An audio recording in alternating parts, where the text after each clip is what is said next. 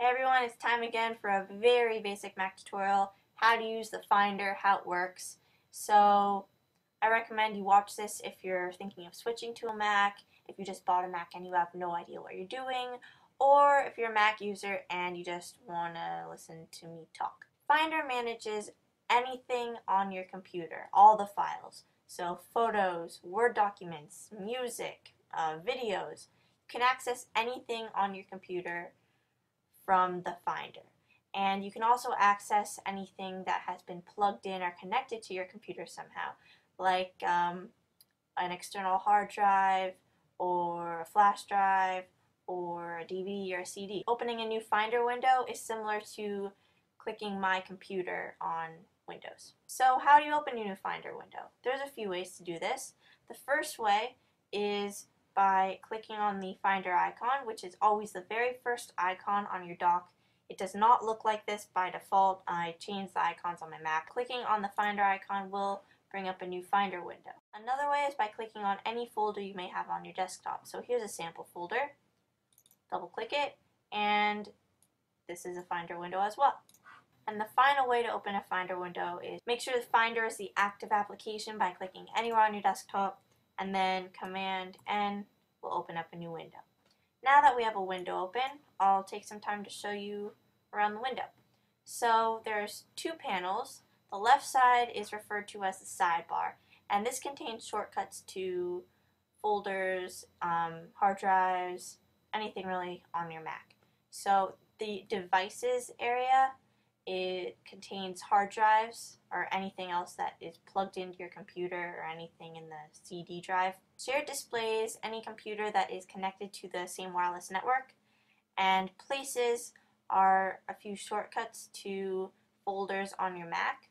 And then these are search options under search for. The right side of the window contains the contents of any selected folder or item.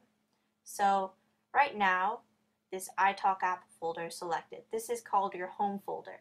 So when you first start up your Mac, it'll ask you to create a user account. And whatever you name that account is going to be the name of this home folder. So choose wisely. And in your home folder, you'll have shortcuts to several other folders. The icons do not look like this. I changed them, so ignore that. You have desktop. Anything you put on your desktop really is stored in your desktop folder. Documents, music, pictures, things like that. So what I recommend is if you're creating a Word document, instead of storing it on your desktop, put it in your Documents folder or create a folder within your Documents folder. How do you do that? Just double click on Documents, and there are several ways to create a new folder. You can right click and click New Folder, or you can go up to the File menu and then hit New Folder. Or there's a shortcut which is Command-Shift-N. And then you can call this folder whatever you want. So I'll call it Sample. And then hit Enter to save that change to the name. So now I have a folder. What if I want to rename this folder? All you have to do is select the folder and then click again on the words, wait for it to turn blue like so, and then you can make your changes. Another way is to select the folder and hit Enter, and then you can change the name. So that's how folders work. Now back to the interface. You also have these back and forward buttons, so you can see the folder that you viewed previously. So if I click this back button, it takes me back to my home folder because that's the last place I was at. I can go forward to go back to the Documents folder where I was after selecting the home folder. Over here we have a few view options. So by default, the icon view is selected, and this just shows all your files as little pictures. And you can change the size by going to the bottom right and dragging this slider if you for some reason want to make them really big. Next is List View, which displays everything in a list, and you can change the way that they're sorted. So right now it's by name. You can change it so it's by date modified if you like. I like it by name. And Column View, this is good if you're navigating through several folders, so you can go back easily without clicking through a bunch of back buttons. And then finally there's Cover Flow. Cover Flow is pretty cool because you get the list view combined with the icon view in a way. So you can kind of see a preview of what you're looking at, along with sorting everything by name or date modified, and so on. It's all personal preference, so whichever way you like viewing your files best is what you should go with. This next icon, little eyeball, is one of my favorite features on a Mac, and it's called Quick Look. So if I select a file, such as this PDF, and I click the little eyeball, it will give me a preview of that document without having to open an application. So it's just an instant look at that file. Another way is by just selecting it and hitting the space bar. So you can do that anywhere. If you had this file on your desktop and you don't have the little, and the Finder window was not open, you can select it and hit the space bar, and there's Quick Look. To the right of Quick Look is an actions menu, this little wheel icon. So whenever you have a file or folder selected, you can perform various actions relating to that file. So you can make a new folder with that file in it, you can move the file to the trash if you don't want it anymore, you can compress it. You can also give them labels, and this is useful if you really want to get organized and give different types of documents different types of labels. So yellow, for example, will make the writing yellow. On the other side of the window is a search box, so you can search anything on your Mac. It's pretty much like Spotlight, but with inside of a Finder window. So if I type the letter A, I can search this Mac, I can search the specific folder I was in, which was Documents. Finder is called Finder for a reason. It helps you find anything that is stored on your Mac, any file that you have on your computer. So there's a whole search for section, which is really useful. Sometimes Spotlight isn't really enough, can't be very specific with it. But for search for, you can actually search for recently changed items, so anything that you had used or changed today, yesterday, the past week.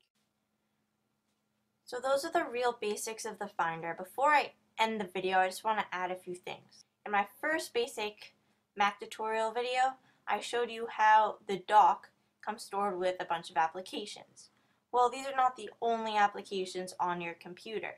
So if you open a Finder window and select the Applications shortcut under Places, this will show you all the applications that you have installed on your hard drive.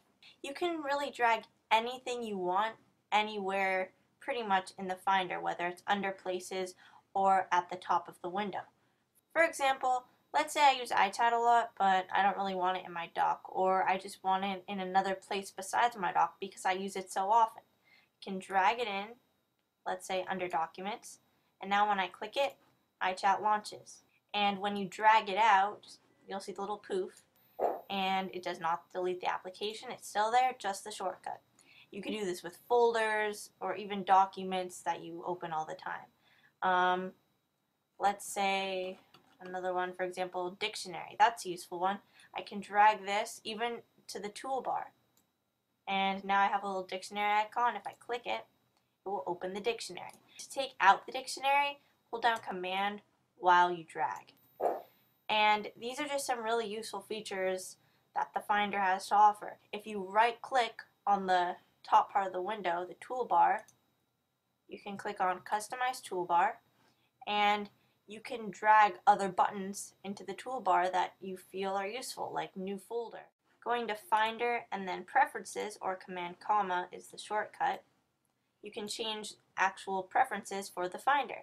So you can show hard disks on your desktop, for example. So the hard drives that I have are my Macintosh hard drive, along with my external hard drive. I can display that as well if I want to, but I don't want to.